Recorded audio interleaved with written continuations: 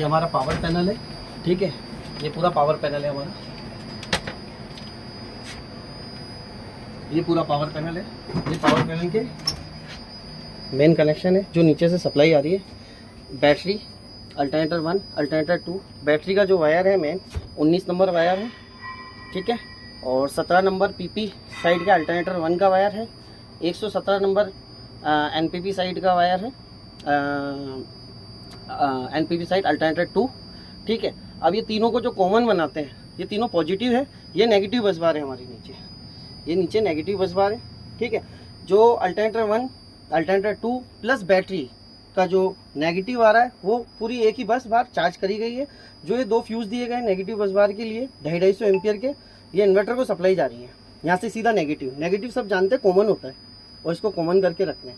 जो positive wire है, positive wire हमारा 500 एम्पियर के रोटरी में आ रहा है, ठीक है। तो आप इस पर पढ़ेंगे कि इसके अंदर अल्टरनेटर 1, अल्टरनेटर 2 प्लस बैटरी, ठीक है, ये ऑफ कंडीशन हो जाएगी।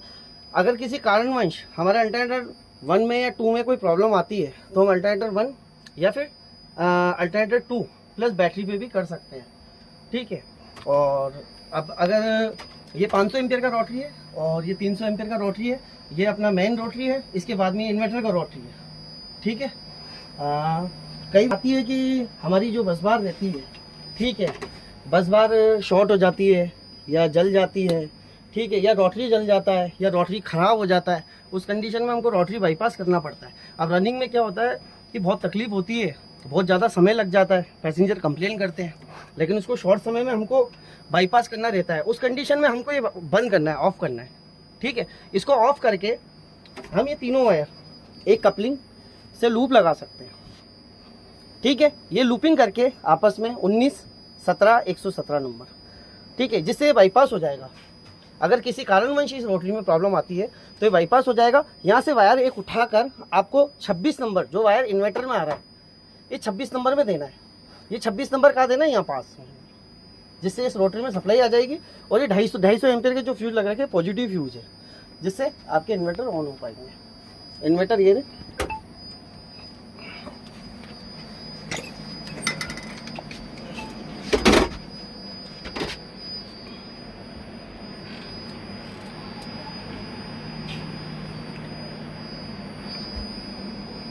25 kV के इन्वर्टर है।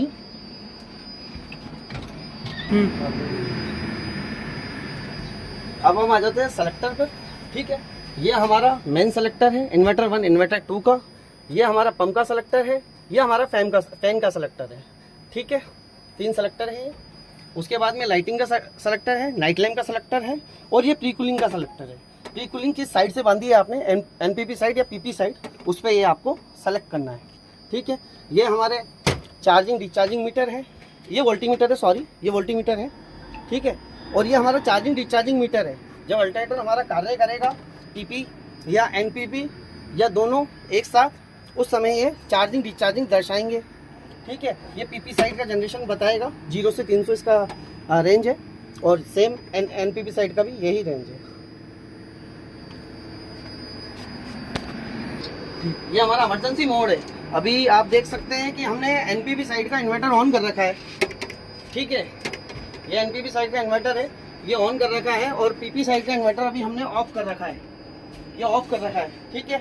अभी हमको पीपी साइड के इन्वर्टर पे सप्लाई चाहिए। किसी कारणवश अगर पीपी साइड का इन्वर्टर ख़राब हो जाता है, ठीक है, और हमको पीपी साइड का प्लांट चालू करना है, तो चालू करने के दौरान हमको इमरजेंसी मोड का प्रयोग करना पड़ेगा। उस समय हम ये इमरजेंसी मोड का उपयोग इस प्रकार करेंगे। 2 सप्लाई होती है इसमें, साइन वेव सप्लाई होती है ट्रांसफार्मर के लिए, जो 400 VA का ट्रांसफार्मर है उसके लिए, और PWM सप्लाई होती है आपके मोटरों के लिए, ठीक है। जो अभी हमने साइन वेव सप्लाई का सेलेक्टर ऑन कर रखा है ऑलरेडी, ठीक है। PWM सप्लाई का अभी आप देख सकते हो यहाँ पे सप्लाई नहीं है। जैसे PWM को यहाँ पे घुमाएंगे इमरजेंसी मोड पे, इन्वर्टर 1 पे लेंगे, ये सप्लाई आपकी आ गई, ठीक है। इमरजेंसी मोड है, यहाँ पे आ गई सप्लाई। अब आपको कंडीशन ये रखनी है कि वहाँ जिस इन्वर्टर से आपने सप्लाई ली है उसके 2 कंप्रेसर प्लस जिसको आपने इमरजेंसी मोड पे डाला है उसका एक कंप्रेसर आपको डाउन करना पड़ेगा, जो इस प्रकार है।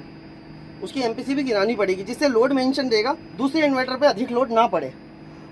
ये चीज़ को ध्यान में बहुत ज़रूरी है रखना। दूसरे हम नीचे अब टीसी पे आ जाते हैं कि किसी कारणवश अगर हमको कोच को इमरजेंसी में टीसी देना है तो कहाँ देनी है और कैसे देनी है, किस प्रकार देनी है। सबसे पहले आपको जो ख़राब कोच है उसका इन्वर्टर बंद कर देना है, ठीक है, या सप्लाई बंद कर देनी है, जो भी हो।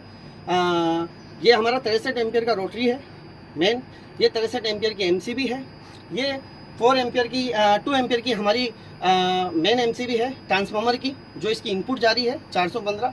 ये आउटपुट 4 एम्पियर की एमसीबी है जो इसकी कंट्रोल वायरिंग के लिए है, ठीक है। और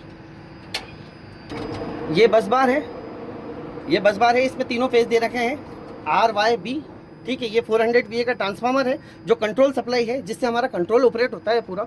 जितने भी वाइट और छोटे ब्लैक वायर देखेंगे आप, ठीक है, ये 110 AC के वायर है, ठीक है, ये कंट्रोलिंग वायरिंग के है। किसी कारणवश अगर हमको इमरजेंसी में टीसी देना है कोच को, तो हम चाहे तो इसको ऑफ करके 63 एम्पियर के रोटरी को ऑफ करके ये तीनों फेस निकाल कर एमसीबी में डाल सकते हैं, ठीक है। जिससे क्या है, सेफ्टी भी बनी रहेगी हमारी।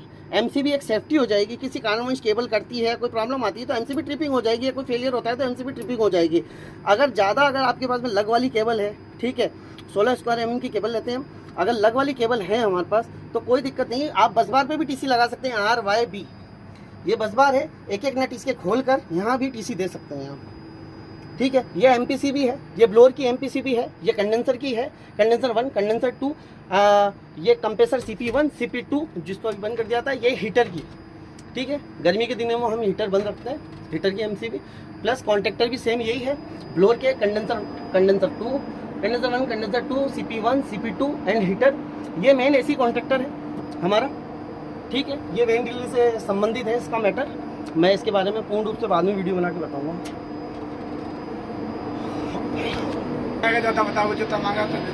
ये हम प्लांट हमारा सेलेक्टर है ऑटो मैनुअल, इसके अंदर जिस मोड पे हम रखेंगे, ऑटो पे चलाएंगे या मैनुअल पे चलाएंगे, ऑटो पे ही चलाएंगे प्लांट को, ठीक है। ऑटो पे चलाने पर हमारी फर्स्ट एंड सप्लाई जो आती है माइक्रो ये थर्मोस्टेट पे आती है। थर्मोस्टेट टेम्परेचर के अकॉर्डिंग कमांड देता है, सर्दी है तो हीटर को कमांड देगा, गर्मी है तो आपके कंप्रेसर कंडेंसर इनको कमांड देगा, ठीक है।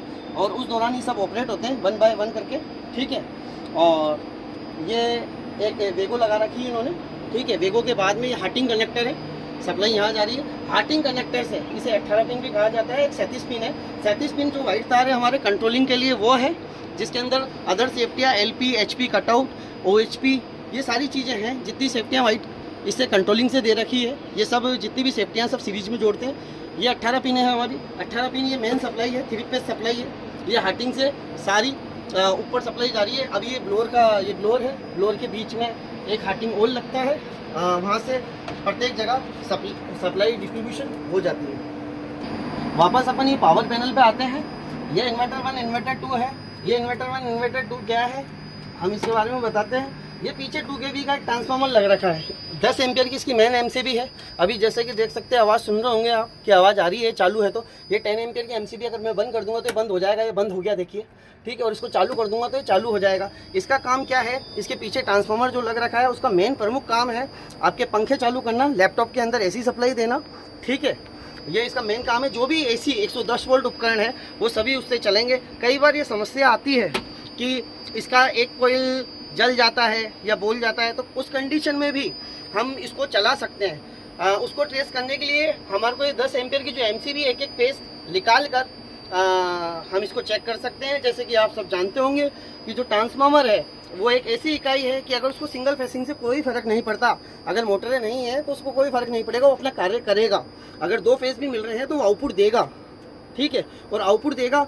अगर एक फेस सपोजली किसी कारणवश सपोज करें कि रेड फेस का कोयल जल गया है हमारा और काम नहीं कर रहा है और 2 ही फेस आ रहे हैं, उस कंडीशन में हमारे कोच के आधे पंखे आधे लैपटॉप बंद हो जाएंगे। 3 केबिन के लैपटॉप 3 केबिन के पंखे बंद हो जाएंगे।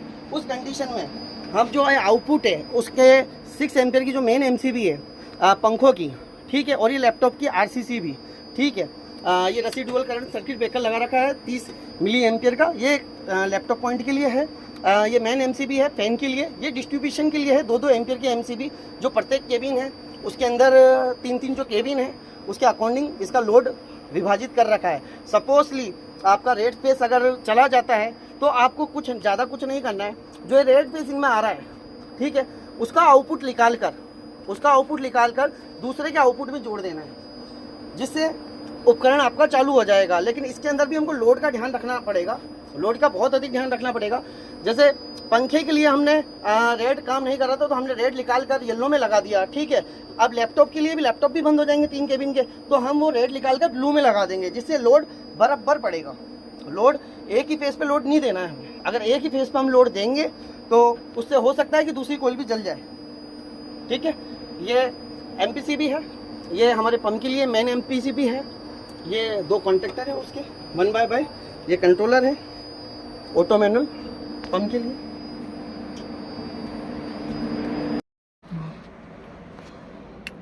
अगर हमें कोच में डीसी की डीसी देनी है power panel to power panel, तो ये नेगेटिव बस बार है, ये पॉजिटिव बस बार है। जैसे कि मैंने बताया था 19 नंबर बैटरी का है मेन, 17 नंबर अल्टरनेटर 1 है, 170 नंबर अल्टरनेटर 2 है। उनको कमांड में मिला के ये सप्लाई यहाँ मिलती है 500 एम्पेयर के रोटरी पे, ठीक है। फिर उसके बाद ही आगे सप्लाई पास करता है 26 नंबर पे इन्वर्टर पे। लेकिन हमको अगर किसी कारणवश हमारा जनरेशन नहीं आता है, और या फिर कभी कपलिंग टूट जाती है या कोई बैटरी रिवर्स हो जाती है, ठीक है, तो उस दौरान हमारे को डीसी की डीसी देनी पड़ती है कोच में। और डीसी की डीसी देने के लिए सर्वप्रथम हम जो ख़राब कोच है जहाँ भी गाड़ी रुकती है, ठीक है, उसका 400 एम्पियर का आप फ्यूज़ निकाल सकते हैं, सबसे बेहतरीन तो यही रहेगा। और 400 एम्पियर का नीचे जो बैटरी फ्यूज़ निकाल कर हम ये नेगेटिव बस बार पे नेगेटिव और पॉजिटिव बस बार पे पॉजिटिव, जो ख़राब कोच है उसका आपको फ्यूज़ निकालना है। नेगेटिव पॉजिटिव दोनों हो सके पॉसिबल तो वो निकाल दीजिए, ठीक है। और जो पास वाला कोच है उसका सेम का सेम आपको रोटरी बंद करके सप्लाई दे देना है, जिससे पास वाले कोच को भी नुकसान ना हो, और वापस से पुनः उसको ऑन कर देना है, आपकी सप्लाई पुनः वापस चालू हो जाएगी।